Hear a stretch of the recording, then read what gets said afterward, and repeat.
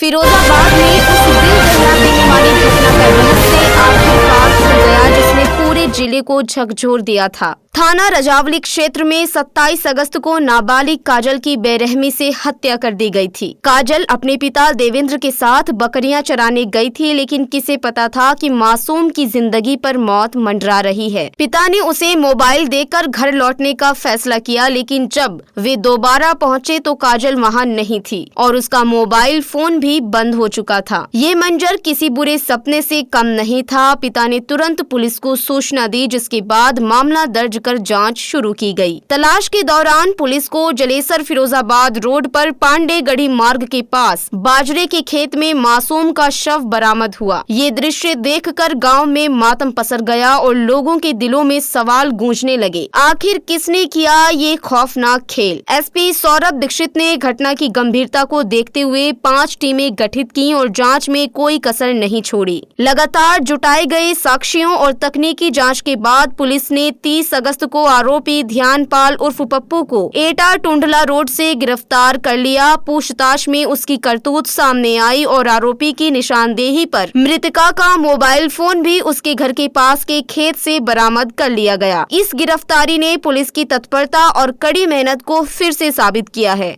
में एक बच्ची की बालिका की हत्या हुई थी, किस तरह का अनावरण किया गया? देखिए, दिनांक 27/8/2025 को गढ़ी पांडे गांव है रजावली में।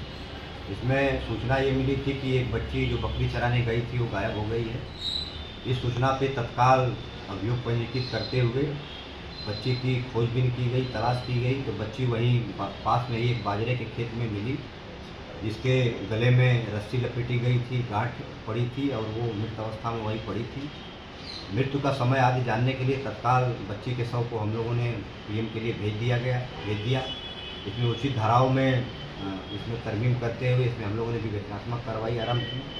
क्योंकि घटना के स्थल के आसपास कोई सीसीटीवी कैमरा नहीं था, तो इसमें टाइमिंग फिक्स करते हुए इसमें हम लोगों ने विवेचनात्मक कार्रवाई आगे बढ़ाई, जांच पड़ताल आगे बढ़ाई। इसमें कम से कम 10 से 15 लोगों का हम लोगों ने गाँव के ही लोगों का बयान लिया, रास्ते से जो गुजरे थे उन लोगों का बयान लिया। जांच पड़ताल में और बयानों के आधार पर ये तथ्य प्रकाश में आया कि यही गढ़ी पांडे गांव का ही एक व्यक्ति ध्यानपाल उर्फ पप्पू, जो 55 साल लगभग इसकी उम्र है, जो भांग का सेवन भी करता है और बच्चों को टाफी, मिठाई और चॉकलेट आदि खिलाने की चेष्टा भी करता है। और कई बार ये बच्ची के पास जब वो बकरी चराने जाया करती थी, क्योंकि बच्ची डेली ही बकरी चराने जाती थी लगभग, तो ये बच्ची के पास कई बार बैठा हुआ देखा भी गया है। और जिस दिन घटना हुई थी उस दिन भी ये बच्ची के पास मोबाइल देखते और दिखाते हुए ये देखा गया है।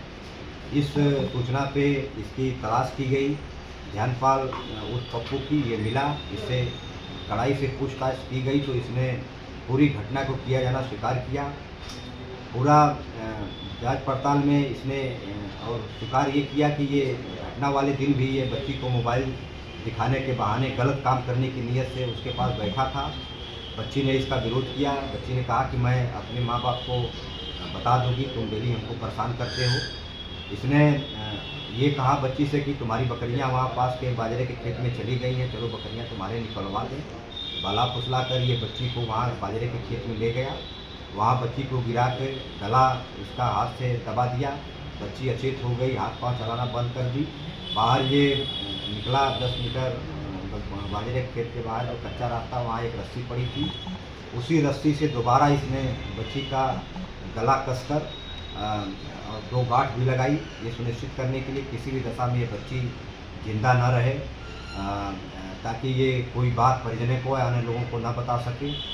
उसके बाद ये बच्ची का मोबाइल लेकर वहाँ से फरार हो गया और घर के पीछे जो कूड़ा है वहाँ मोबाइल तोड़ के इसने वहाँ फेंक दिया। इसमें क्योंकि घटना की टाइमिंग बहुत महत्वपूर्ण थी, इन्हीं सब बातों को ध्यान में रखते हुए एसएसपी सर ने 5 टीमों का गठन किया था घटना के अनावरण के लिए। घटना का सफल अनावरण कर लिया गया है। साथ ही साथ जो मोबाइल बच्ची की थी वो भी इसकी निशानदेही पे वहीं कूड़े के पास से बरामद कर लिया गया है। इसमें जो रस्सी मिली है बच्ची के गले में मिली थी, उसको हम लोग फोरेंसिक जांच पड़ताल के लिए भेज रहे हैं। इसमें डीएनए की कार्रवाई की जाएगी, डीएनए सैंपलिंग की। इसमें क्योंकि 5 टीमों का गठन किया गया था घटना के अनावरण के लिए, एसओ नारखी ने इसमें घटना के अनावरण के लिए विशेष भूमिका निभाई।